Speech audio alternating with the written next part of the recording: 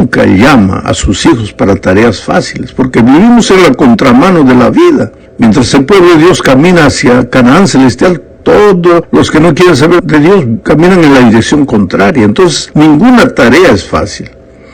Nunca es fácil trabajar con seres humanos. Si la misión de Esdras y Nehemías hubiera sido solo reconstruir cosas, habría sido mucho más fácil. Pero reconstruir personas es una tarea de seres humanos especiales, a quienes Dios llama para esa misión especial.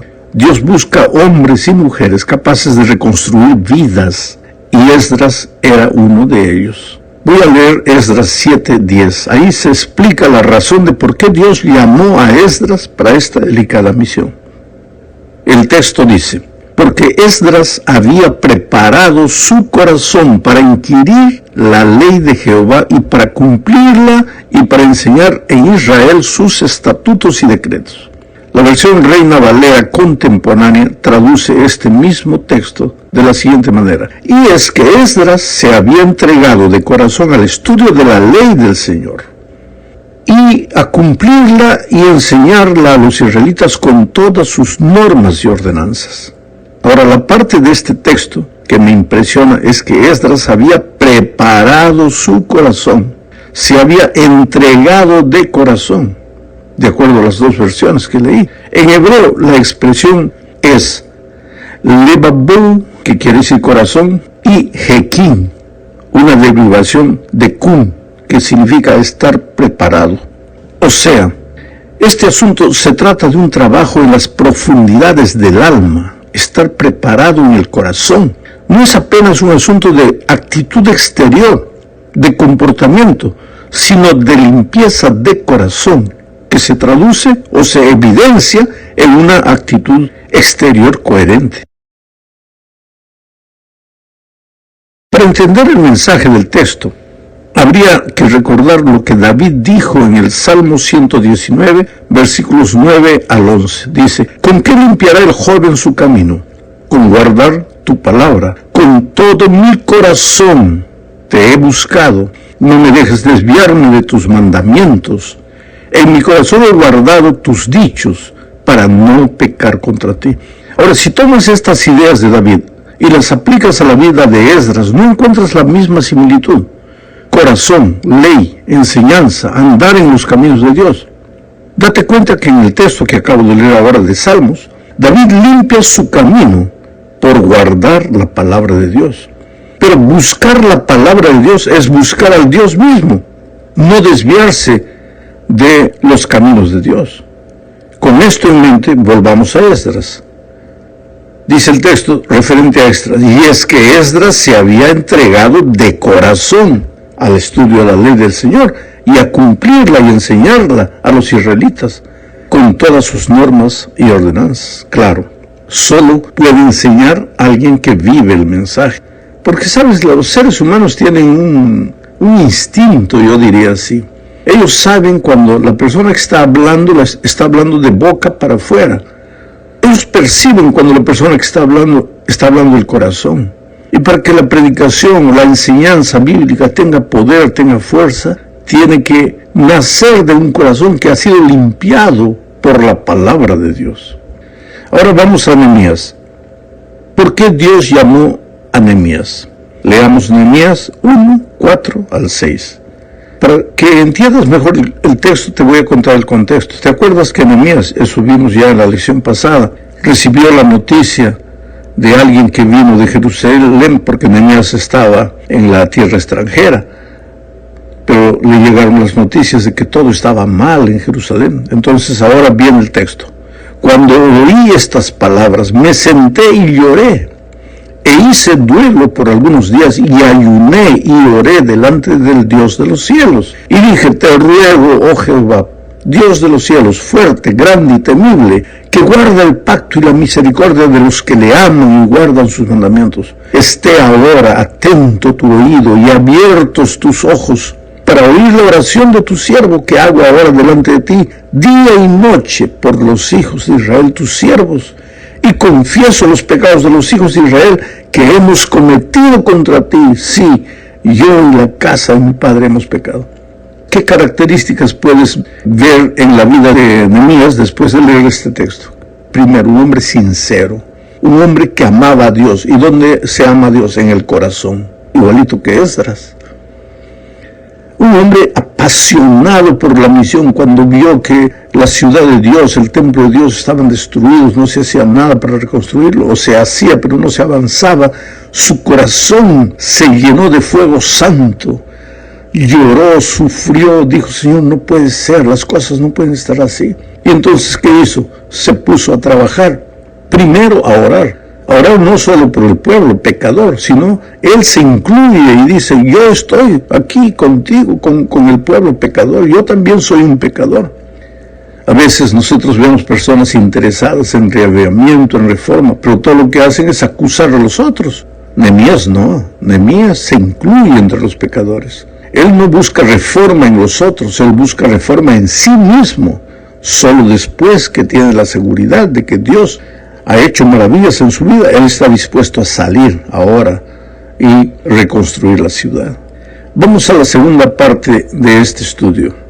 Hablaremos aquí de profecía. La Iglesia Adventista considera el fin de la profecía de las 2300 tardes y mañanas, o sea, de los 2300 años proféticos. Nosotros consideramos el fin de esa profecía como un punto básico en el surgimiento del remanente y el inicio del juicio investigador que tuvo ocasión el 22 de octubre de 1844.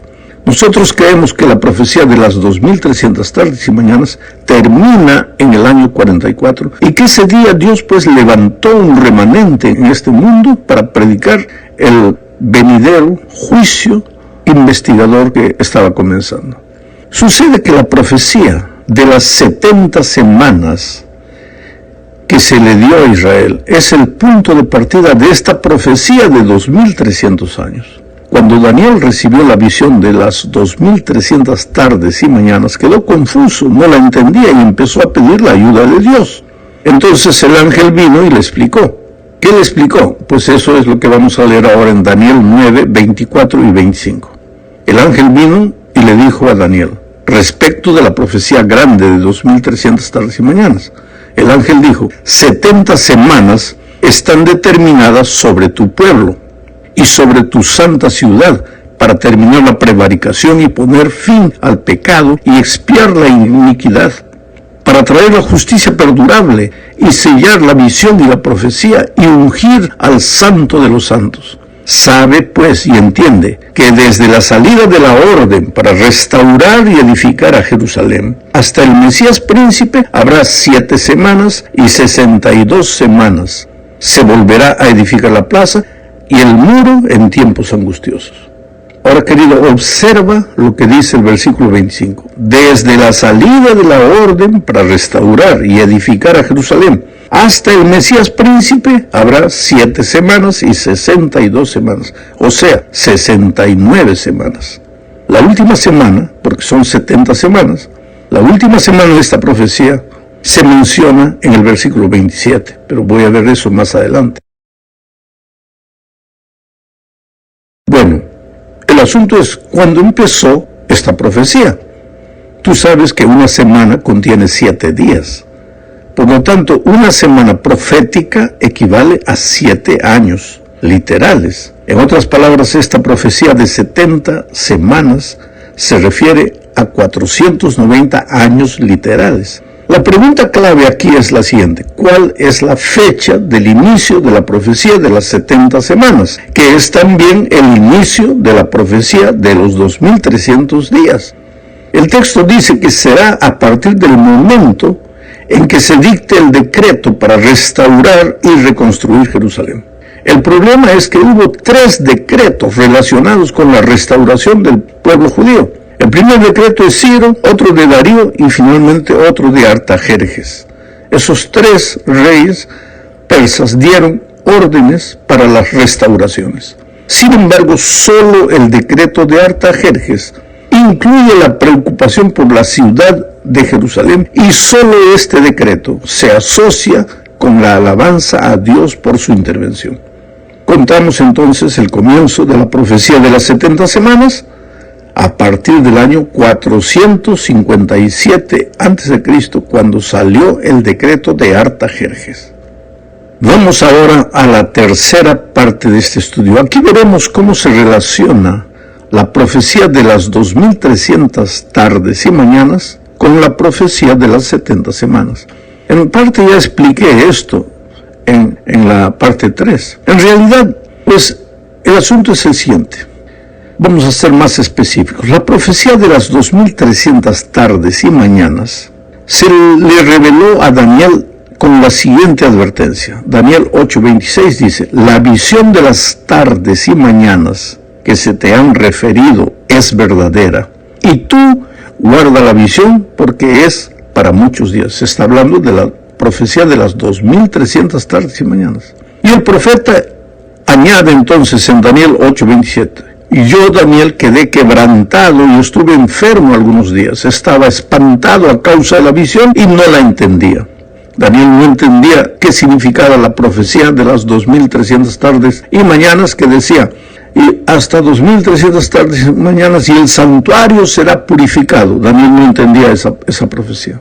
Ahora, Daniel sigue diciendo que oró pidiéndole a Dios que le revelara el significado de la profecía, y que como consecuencia de esa oración el ángel se le apareció nuevamente y le dijo lo que está en Daniel 9:23 al 27. Voy a leer, aunque el texto es un poco largo. El ángel le dijo a Daniel: al principio de tus ruegos fue dada la orden y yo he venido para enseñártela. Esto es interesante. Tú comienzas a orar y Dios ya te responde. No terminó de salir la oración de tu boca, Dios ya mandó al ángel. Al principio de tus ruegos fue dada la orden, y yo he venido para enseñártela, porque tú eres muy amado. Entiende pues ahora la orden y entiende la visión. Sabe pues y entiende que desde la salida de la orden para restaurar y edificar a Jerusalén hasta el Mesías príncipe habrá 7 semanas y 72 semanas. Por otra semana más confirmará el pacto con muchos. A la mitad de la semana hará cesar el sacrificio y la ofrenda. Ahora, querido, este texto contiene los datos necesarios para entender lo que estamos diciendo. Primero, observa que el periodo profético de los 2300 años comienza cuando salió la orden para restaurar y edificar a Jerusalén. Ahora, la historia registra que esa orden, como ya lo vimos, la dio el rey Artajerjes de Persia el año 457 a.C. Este es entonces el año del comienzo del periodo profético de 2300 años. Segundo, la profecía decía que desde el año 457, que salió el decreto, hasta el Mesías príncipe, o sea, hasta el bautismo de Jesús, habría 7 semanas y 62 semanas. Ese total de 69 semanas en lenguaje profético equivale a 483 años. Esto nos lleva del 457 que salió el decreto antes de Cristo. Sumamos 483 años, nos lleva hasta el año 27 después de Cristo, fecha cuando la historia registra pues el bautismo del Señor Jesucristo. Hasta aquí la profecía, como te das cuenta, se ha cumplido con exactitud. Pero vamos al punto 3. La profecía habla de una semana más que nos lleva del año 27 hasta el año 34 después de Cristo, cuando el pueblo judío apedreó al diácono Esteban, y con eso se terminó el tiempo asignado al pueblo judío. 70 semanas están determinadas sobre tu pueblo, había dicho la profecía. O sea, esto también se cumplió con exactitud. Vamos al punto 4. La profecía afirmaba que a la mitad de esta semana, del 27 al 34, a la mitad de esta semana, o sea, el año 31 después de Cristo, hará cesar el sacrificio y la ofrenda. En otras palabras, al morir Jesús, ya no serían necesarios los sacrificios de animales que Israel llevaba a cabo. La historia registra que exactamente en el año 31 después de Cristo, Jesús murió, y puedes ver que una vez más la profecía se cumplió al pie de la letra. Punto 5. Hasta este punto todo se cumplió como estaba previsto. La profecía se le dio a Daniel en torno al año 607 a.C. Y siglos después todo se cumplió al pie de la letra. Punto 6. Ahora, por favor, sigue mi línea de racionamiento. Si después de las 70 semanas continuamos computando el tiempo, concluiremos que el periodo de los 2300 años se termina en 1844. Quiere decir que en ese año, de acuerdo con la profecía, se purificaría el santuario celestial. Es decir, comenzaría el gran juicio de la raza humana. Todo se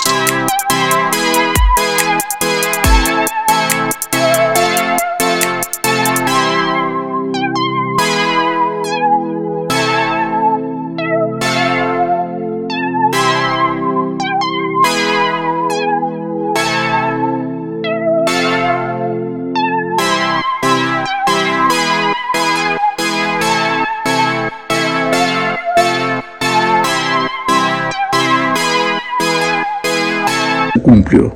Por eso tenemos seguridad que el año 1844 Dios abrió los registros celestiales y empezó el juicio investigador de la raza humana.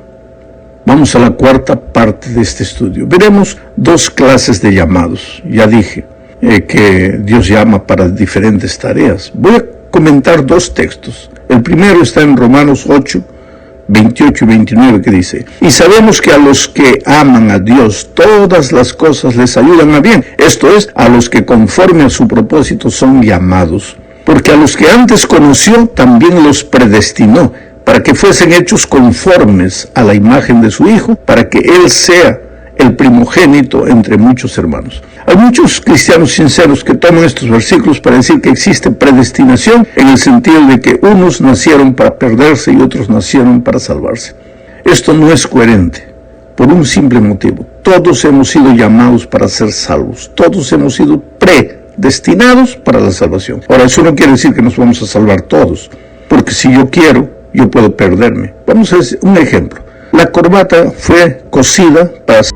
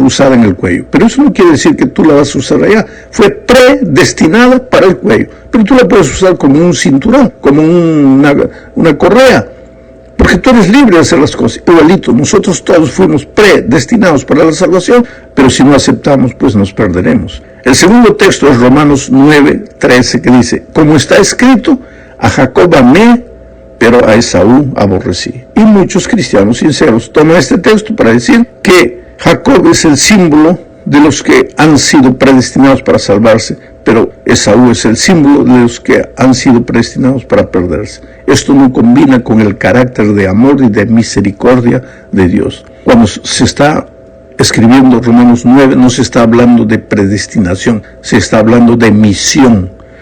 Jacob nació con un propósito, ser el padre de la nación de Israel. Y eso no tenía nada que ver con